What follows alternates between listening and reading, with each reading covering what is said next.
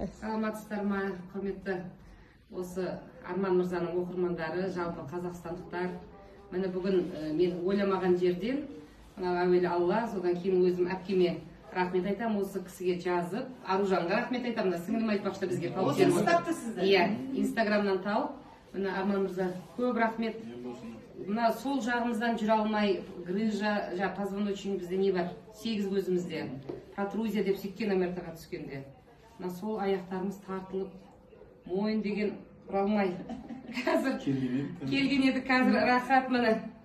Ең киіп бүйтіп, кәдімгідей ауырмай, мойын деген тамаша болып тұр. Рахмет, Алла разы болсын сізге.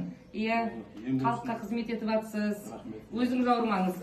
Рахмет, ем болсын. Ақтарыңыз келіңіздер Арман Мырзаға. Өте керемет біріншілік келіп тұрмыз. Иә, Шымкенттемін айтпақшыдай.